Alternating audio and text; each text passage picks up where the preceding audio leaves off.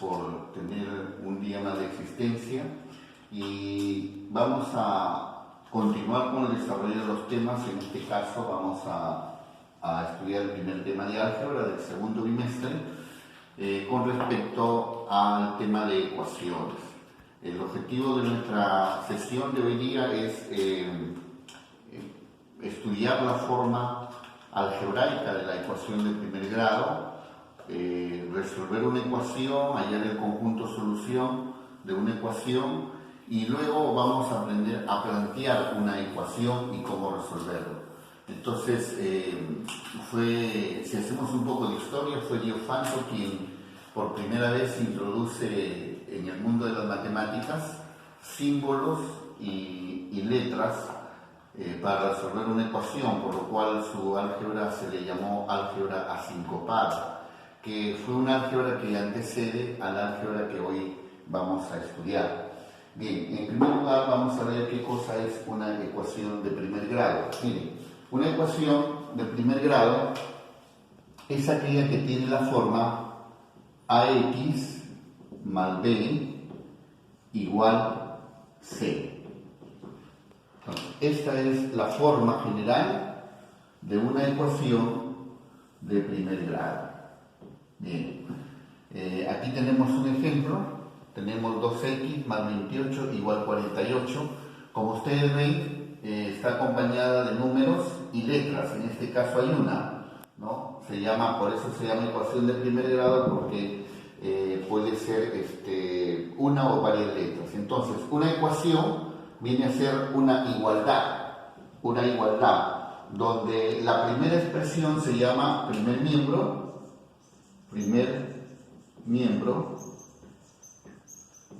y la segunda parte se llama segundo miembro,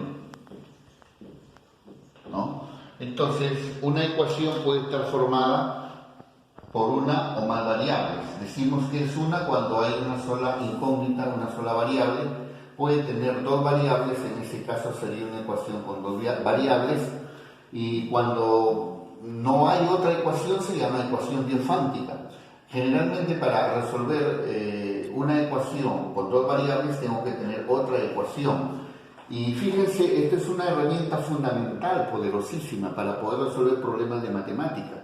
Cada vez que yo estudio la geometría, ¿no? Una vez que veo los datos, planteo los datos en una forma simbólica, me doy cuenta que armo una ecuación y tengo que saber resolver una ecuación. Bueno, por ahora solo vamos a estudiar la ecuación de primer grado. Lógicamente que cuando ustedes vayan avanzando en los estudios ya de secundaria, el próximo año vamos a estudiar la ecuación de segundo grado, cuando vayan a nivel superior la ecuación de tercer grado, y en la universidad van a aprender la ecuación de grado superior, ¿no? Que ya es una ecuación polinómica mucho más compleja. Pero hoy vamos a estudiar solamente la ecuación de primer grado en su forma genérica. Entonces decimos que una ecuación es una igualdad de variables y cantidades, donde la primera expresión le llamamos primer miembro, y después del signo igual, lo que queda a la derecha se llama segundo miembro. Entonces, resolver una ecuación es hallar el conjunto solución para la cual ese valor hace que la igualdad persista. Entonces aquí, por ejemplo, vamos a resolver 2x más 28 igual 48. Muy bien. Entonces, nosotros sabemos que 2x va quedando en el primer miembro, ¿cierto? 48 menos 28, 2x va a ser igual 0, 20, sacando mitad, x igual 10. Esto que hemos encontrado, 10, se llama conjunto solución de la ecuación y generalmente se denota entre llaves y se dice que 10 es el conjunto solución de esa ecuación. Muy bien, vamos a ver qué cosa es la transposición de términos, ¿no? Para resolver una ecuación, como se han dado cuenta acá, transpongo los términos, es decir, este 28 lo paso al segundo miembro, pero si acá está sumando, acá pasa a restar al segundo miembro. Entonces hay que entender qué cosa es la transposición de términos. La transposición de términos no viene a ser sino la operación inversa con la que yo llevo de un miembro a otro una cantidad, o también puede ser la incógnita o la variable de la ecuación. Entonces vamos a ver por acá. Por ejemplo, aquí tenemos un ejemplo 1. Tengo x, no olvidemos que esto siempre se llama primer miembro, y esto de acá, después del signo igual, se llama segundo miembro. Muy bien. X va a ser igual. 12 va quedando en el segundo miembro. Este 4, observen, está restando. Entonces yo lo llevo al segundo miembro con operación inversa. Transpongo el término para allá con operación inversa al segundo miembro. Entonces si acá está restando, acá pasa a sumar. Por lo tanto, X va a ser igual a 16. Entonces digo, el conjunto solución de esta ecuación va a ser igual a 16. Y ahí tenemos la solución de esa ecuación. Por acá tenemos, a ver, x más 22 igual 48. Bien, x va quedando en el primer miembro, 48 que queda en el segundo miembro, y este 22 que está sumando lo transpongo al segundo miembro con operación inversa. Como acá está sumando, acá viene a restar. Y si hubiera estado multiplicando, acá pasa a dividir. Y aquí hubiera estado dividiendo, acá pasa a multiplicar. Entonces siempre cuando transponemos términos, es decir, cuando llevamos los términos de un miembro a otro, lo hacemos pero con operación inversa. Eso es muy importante en una ecuación, no olvidar de hacerlo. Vamos a ver, x por acá sería 6, 26. Entonces el conjunto solución sería 26. Muy bien. Por acá tenemos un tercer ejemplo, miren. Tengo un tercio de x más 4 igual a 2. Entonces, como observamos, en el primer miembro va quedando un tercio de x igual 2 que va quedando en el segundo miembro, y este 4 que está sumando lo llevo a restar, menos 4. De tal manera que voy a tener x sobre 3 igual, ojo, 2 menos 4 sería menos 2. De tal manera que ahora este 3 se está dividiendo, entonces x va a ser igual a menos 2 por 3. Este 3 que estaba dividiendo pasa como operación inversa a multiplicar. Por lo tanto, x va a ser igual a menos 6. Y digo, el conjunto solución es igual a menos 6. Muy bien, entonces hasta aquí hemos visto la transposición de términos en una ecuación para encontrar el conjunto solución, ¿no? Esto es muy importante en una ecuación. Y bien, ahora vamos a estudiar el planteo de una ecuación. Muchos problemas que nosotros leemos en los libros, o a veces esto tratamos de resolver en los exámenes, están expresados en un lenguaje formal o simple. Y ese lenguaje formal o simple lo llevamos a un lenguaje matemático simbólico, así como acá, para poder resolver el problema. Eso, lo que hacemos en síntesis es plantear una ecuación y luego hallar el conjunto solución. Por ejemplo, ahora, para plantear una ecuación un problema que le encuentro en un lenguaje formal o simple, llevarlo a un lenguaje matemático simbólico es llevarlo a plantear una ecuación para poder resolver y encontrar la solución. Pero antes de hacer, uno de los problemas cruciales, se puede decir así, de los alumnos, no es resolver la ecuación. El problema es plantear la ecuación. Por eso es que antes de plantear una ecuación es importante, estimados estudiantes, que ustedes conozcan los enunciados verbales más importantes y cómo lo puedo expresar en un lenguaje matemático simbólico. Por ejemplo, cuando me dicen un número cualquiera lo puedo representar por x. Profesor, pero solamente X, no. Un número cualquiera también lo puedo representar por N mayúscula o lo puedo representar por N minúscula.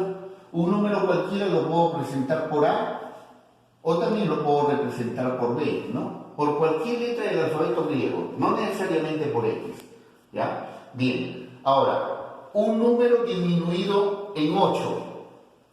¿Cómo represento yo esta expresión que está en un lenguaje formal simple a un lenguaje matemático simbólico? Entonces digo, un número, puede ser cualquiera de estas letras. Bueno, le voy a plantear con X. Un número, profe, dice disminuido en 8. Entonces, menos 8. ¿Ven? Se dan cuenta, miren, toda esta expresión, todo este enunciado en un lenguaje formal simple lo llevo a un lenguaje simbólico matemático. Un número aumentado en 12. Profe, un número aumentado en 12. Bueno, ya no voy a utilizar la variable X, ahora voy a utilizar la variable A. Digo, un número A, cualquiera. Aumentado, más. ¿Cuánto? ¿Aumentado en cuánto? En 12. A más 12. ¿Ven? Y de esa manera le pueden decir un número aumentado en 15, un número aumentado en 20, un número aumentado en cualquier cantidad. ¿Ven? Pero este es el lenguaje matemático simbólico al cual yo tengo que expresarlo para poder armar una ecuación y hallar el conjunto solución. Y de esa manera entonces digo que planteando una ecuación resuelvo el problema. Muy bien, seguimos. A ver, el quíntuple de un número. ¿Cómo se representa este enunciado verbal simple en un lenguaje matemático simbólico? El quíntuple de un número, profe, sería 5. X es un número cualquiera, el quíntuple de un número. Y ahí está. Ojo, el doble de un número disminuido en 7. ¿Cómo expreso todo este lenguaje formal simbólico en un lenguaje matemático? El doble de un número, muy bien, el doble de un número, 2x, disminuido en 7. Vuelvo a repetir, estimados estudiantes, no necesariamente voy a representarlo siempre por X. Yo lo puedo representar también el doble de un número como 2 por A, 2A menos 7. Entonces A me representa un número cualquiera, ¿no? Bien, el quíntuple de un número, ojo, el quíntuple de un número, pero miren, observen, acá observen, el quíntuple de un número, hay una coma. El quíntuple de un número, coma, aumentado en 8. Entonces digo, el quíntuple de un número, coma, aumentado en 8. Entonces digo, quíntuple de X, aumentado, más, ya no va a ser menos, sino más, porque dice aumentado en 8. Ahora miren, el quíntuple de un número aumentado en 8, pero acá también tengo otra expresión igualita. El quíntuple, coma, de un número aumentado en 8. Profe, ¿cuál es la diferencia? Observen que hay una coma. Y en el álgebra es muy importante respetar los puntos y las comas. Si no, a veces el problema no sale o no tiene solución o no llegamos a la respuesta correcta. Miren, noten que acá el quíntuple de un número, la coma está después del número. El quíntuple de un número está después del número. Y acá el quíntuple, coma, de un número aumentado en 8. No es lo mismo lo de acá, lo primero, que lo segundo. Observen. Entonces acá, ¿cómo lo llevo yo a una expresión matemática simbólica? Digo, el quíntuple, coma, el quíntuple, ahí, este es el quíntuple, coma, esa coma, abro un paréntesis, de un número aumentado en 8, de X aumentado en 8. Muchos alumnos cuando ven esta expresión lo hacen igualito que el primero, y sin embargo son dos cosas diferentes. Hay que tener mucho cuidado cuando planteamos una ecuación. Bien, acá tengo el doble de un número, coma, el doble de un número, muy bien, el doble de un número, coma, ¿ya? Acuérdense siempre, miren, cada vez que yo vea una coma en un lenguaje simple, formal, en el curso matemático, después de la coma ya es otro enunciado, ¿ya? Acuérdense de eso, es muy importante. El doble de un número, coma, aumentado en el triple de otro, aumentado en el triple de Y, porque ya es otro número, aumentado en el triple de otro. ¿De cuál otro? De otro número, porque estamos trabajando con números. Entonces, por el doble de un número, aumentado en el triple de otro. Ahí está, esta es la expresión matemática. La suma de dos números consecutivos.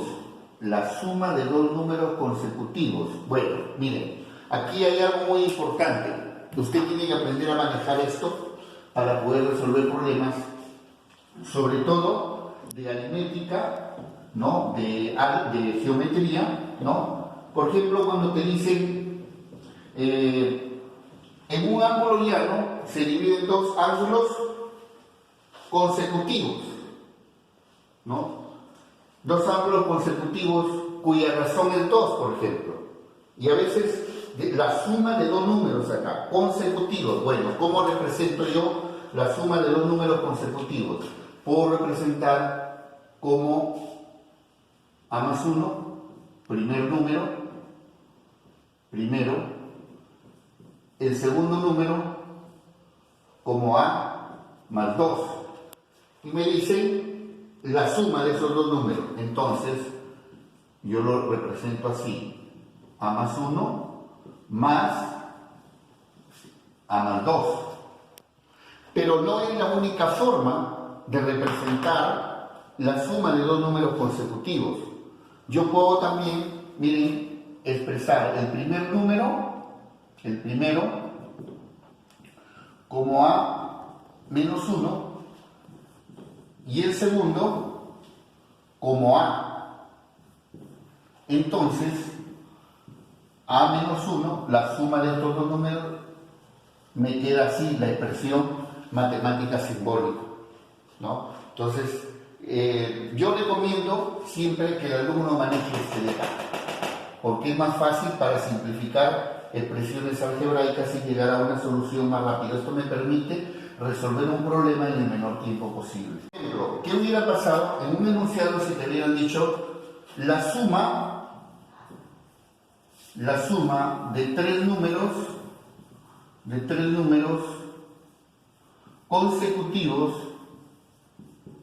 consecutivos es 186? Hallar el número menor. Bien, este mismo tipo de enunciados, ¿no? Siempre se usa en matemática, por ejemplo, para ángulos, ¿no? Ángulos trigonométricos. Cuando ustedes lleguen más adelante en secundaria a llevar esos cursos, por eso es muy importante que ustedes manejen el planteo de una ecuación. Por ejemplo, aquí, la suma de tres números consecutivos. ¿Cómo planteo este problema que está en un lenguaje formal, simple? Debo llevarlo a un lenguaje matemático simbólico. Entonces, ¿cómo lo planteo? Entonces digo primero, en la solución, diré primero, primer número. Profe, ¿cómo será? El primer número, como son consecutivos, me está hablando de tres números consecutivos, el primero será A menos 1. El segundo número, entonces esto será A. Y el tercer número será A más 1. Listo. Ahora, planteando, la suma de tres números consecutivos es 186. La suma, entonces digo A menos 1 más A y más A más 1, esto es igual a 186. Como ustedes ven, vamos a ver por acá. A más A, 3A. Menos 1 o más 1 se simplifica y me queda 186. A va a ser igual a 186 sobre 3. A va a ser igual tercia 1, tercia 6 y tercia 2. Muy bien. A vale 62. Muy bien. ¿Quién será el primer número? Sería 62 menos 1 igual 61. ¿Quién será el segundo número? 62. ¿Y quién será el tercer número? 62 más 1, 63. Y ahí tengo los tres números, 61, 62, 63. Son consecutivos. Si me hubieran pedido calcular el menor, sería el número 61, sería mi respuesta. ¿Ven? Ahí tienen un ejemplo, ¿no?, de la aplicación de estos enunciados de un lenguaje formal simple a un lenguaje simbólico matemático. La próxima clase continuaremos con más problemas y vayan estudiando por favor.